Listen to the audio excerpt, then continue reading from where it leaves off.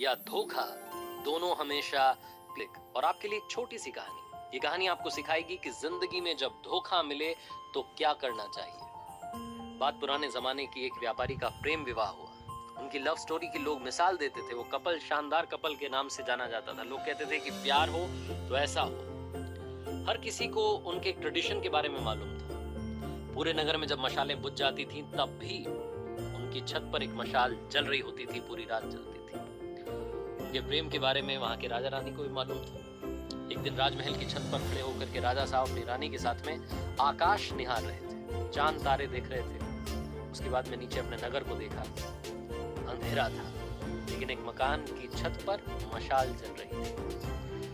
दोनों ने एक दूसरे को निहारा। उसके बाद में चर्चा शुरू हुई। डिबेट होने लगी इस बात पर कि उस व्यापारी का जो प्रेम विवाह हुआ है, उस कपल के बारे में लोग कहते हैं कि बहुत प्यार है दोनों में, ये कैसे हो पा रही है, शादी इतनी सक्सेसफुली कैसे चल रही है। राजा ने कहा कि सारा जो साथ है वो पति दे रहा है। पति बहुत समझदार है, उसकी वजह से वो रिश्ता इतना खूबसूरत है। रानी ने कहा ऐसा नहीं है, पत्नी बहुत समझदार है, पत्नी बहुत सभ्य है, संस्कारी है, उसको समझ है कि रिश्ते को कैसे संभालना है, उसकी वजह से ये रिश्ता इतनी खूबसूरती से पनप रहा है।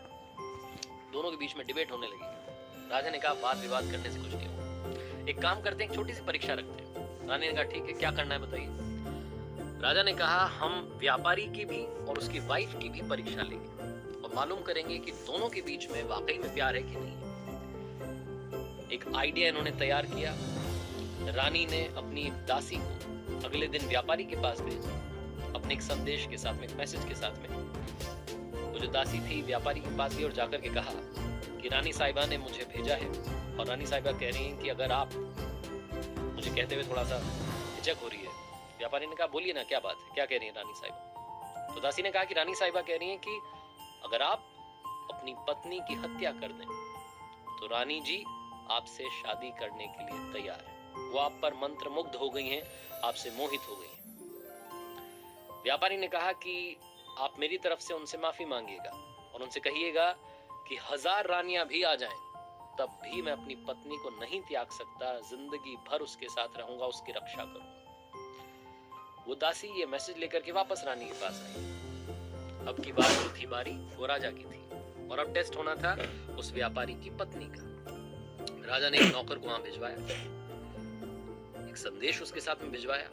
नौकर ने जाकर के उस व्यापारी की पत्नी को कहा उसी दिन उसके घर पहुंच करके कि एक संदेश राजा साहब ने भिजवाया है और वो कह रहे हैं कि अगर आप अपने पति की हत्या कर दें तो राजा साहब आपसे विवाह कर लेंगे और आपको हमारे राज्य की रानी घोषित कर देंगे। जो व्यापारी की पत्नी थी उसने कहा कि आज रात में 2 से 3 बजे के बीच में हमारे घर की छत पर जो मशाल जलती रहती है वो बुझ जाएगी और जब वो बुझ जाए तो समझ जाइएगा कि मैंने अपने पति की हत्या कर दी है। मैं राजा साहब का ये जो प्रस्ताव है इसे मानने के लिए तैयार हूं। नौकर ये मैसेज लेकर के दौड़ करके राजमहल गया, राजा को बताया कि वो व्यापारी की पत्नी आपका प्रस्ताव स्वीकार कर चुकी है और आज रात में वो अपने पति की हत्या कर देगी, उसने कह दिया है।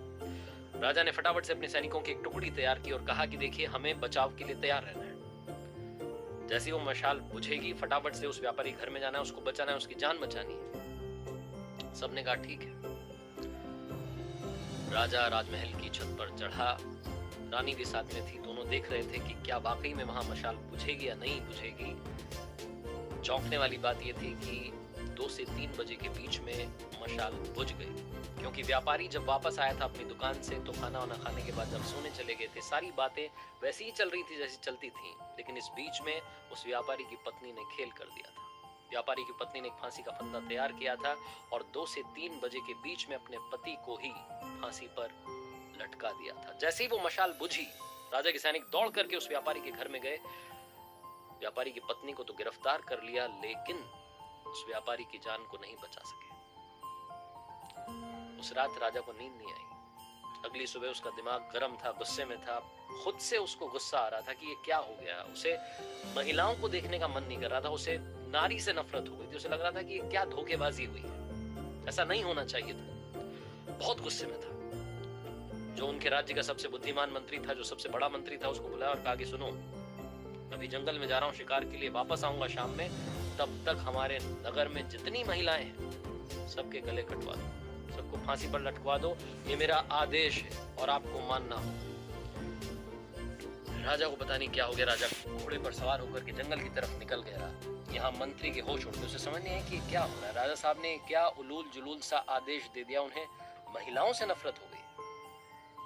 मंत्री अपने बूढ़े पिता के पास गया, जो कि एक वक्त में उस राज्य का मंत्री था, और जाकर के कहा कि पिताजी, राजा पागल हो गया है। राजा कह रहा है कि जितनी भी नारियां हैं, जितनी महिलाएं हैं, उन्हें खत्म कर दो, उससे नारी जाति से नफरत हो गई।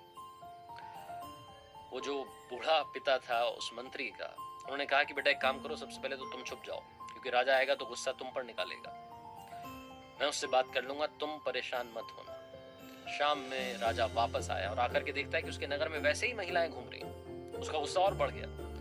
अपने राजमहल में मंत्री को ढूंढा, नहीं मिला तो उसके घर पहुंचा। घर जाकर के पूछा तो मालूम चला कि मंत्री वहां नहीं था, वहां था उस मंत्री का बूढ़ा पिता।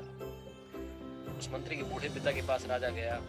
उस मंत्री के बूढ़े पिता ने कहा, राजा साहब की जयकार। राजा साहब कैसे आना हुआ? राजा तो गुस्से में भरा हुआ था। उसने बोला कि तुम्हारा बेटा कहाँ गया? उसको मैंने एक आदेश दिया था, उसने माना नहीं, अब मैं उसका गला सबसे पहले कटवाऊंगा, मुझे उससे नफरत हो रही है। मंत्री के बूढ़े पिता ने राजा से कहा कि मुझे मालूम है आप क्यों परेशान हैं। आपके एक फैसले की वजह से एक व्यक्ति की जान चली गई, और आपके सामने जो आपको लगता था कि प्यार वाला रिश्ता है, वो धोखेबाजी वाला रिश्ता निकला है। आप वो जो धोखा मिला है उससे परेशान है। इस बात से आपको अंदर ही अंदर इस बात ने इतना परेशान कर दिया है कि आप सारी नारियों को खत्म करना चाहते हैं। लेकिन राजा साहब, आपका आदेश माना जाए उससे पहले, क्योंकि मैं आपके पिताजी के राजपाट जब उनका था उस वक्त मैं मंत्री था, तो मेरी एक छोटी सी बात सुन लीजिए। कहानी मैं आपको सुना देता हूँ, आपको सब समझ में आ जाएगा। राजा ने कहा, सुनाइए फटाफट से, क्या बात है आपके पास। तो उस मंत्री के बूढ़े पिता ने, जो एक वक्त में उस राज्य का मंत्री था, उसने एक छोटी सी कहानी सुनाई। उसने कहा कि राजा साहब, एक बार मैं आपके पिताजी के साथ में शिकार के लिए निकला था। हम रास्ता भटक गए थे। मैं जंगल में अंदर की तरफ चला गया, मुझे बाहर निकलने का रास्ता नहीं मिल रहा था। तभी मैंने देखा कि एक योद्धा अपने घोड़े पर सवार होकर के आया। उसने रस्सी मुझ पर फेंकी और मुझे बांध करके अपने साथ ले गया। मुझे पता नहीं था कि कहाँ ले जा रहा है। मुझे कब्रिस्तान में लेकर के गया। जब कब्रिस्तान में लेकर के गया तो मुझे लगा कि मेरा खेल यहीं खत्म होगा। मैंने बहुत अपनी जान बचाने की कोशिश की, लेकिन वो बहुत ताकतवर था। एक कब्र के पास में, उस कब्र के ठीक नीचे की तरफ उसने एक गड्ढा खोदना शुरू किया और मुझसे कहा कि चुपचाप मेरा साथ दो। हमने मिलकर के वहां 2 कब्रें खोदी। मुझे तो समझ में आ गया था कि एक में तो मुझे दफनाया जाएगा, मेरी मौत होने वाली, दूसरी में किसको दफनाया जाएगा मुझे पता नहीं था। वो जो योद्धा था, वहीं पास में खंडर था, फटाफट से दौड़ के गया उसकी छत पर। उसने मुझे घोड़े से बांध रखा था और उस छत पर से एक सरकटी लाश नीचे फेंक दी। मैं डर गया, क्योंकि वो जिसकी लाश थी, ऐसा लग रहा था कि अभी अभी उसका मर्डर हुआ है, अभी अभी उसकी हत्या की गई। वो योद्धा उतर करके वापस नीचे आया और मुझसे कहा कि सुनो, इसको दफनाना है। मुझे एक कब्र थी, उसके पैरों की तरफ जो सरकटी लाश थी उसको दफना दिया गया। मैं डर रहा था राजा साहब, मुझे लगा था कि जो दूसरी कब्र है इसमें मुझे दफनाया जाएगा। लेकिन उस योद्धा ने जो मुंह पर कपड़ा बांधा हुआ था उसे हटाया। वो एक खूबसूरत कन्या थी, महिला थी। उसने कहा कि घबराओ मत, मुझे मालूम है तुम कौन हो। तुम इस राज्य के मंत्री हो और इस राज्य के राजा को जाकर के मेरा संदेश देना। उनके एक राजकुमार ने मेरी हंसती खेलती जिंदगी को बर्बाद कर दिया, और राजकुमार मुझे पाना चाहता था, इसलिए मेरे पति की हत्या कर दी।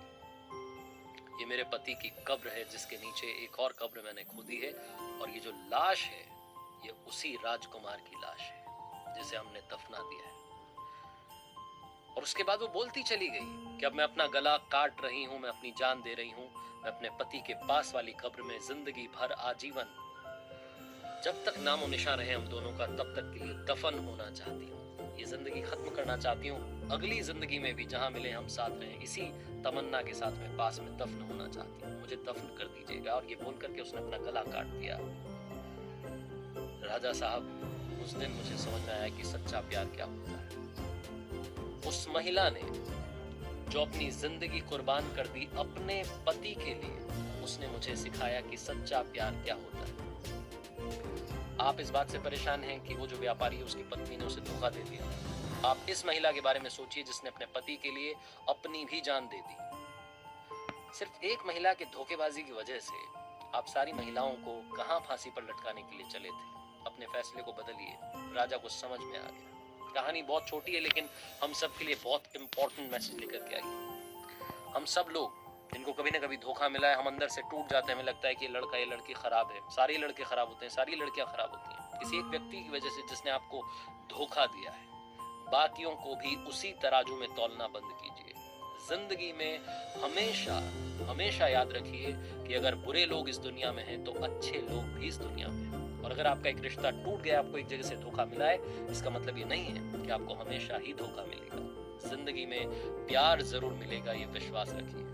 और अगर आपको प्यार मिल जाए तो प्यार करो इतना कि दुनिया करना चाहे आपके जितना। याद रखिए, हर सोमवार सुबह 9:30 बजे सोशल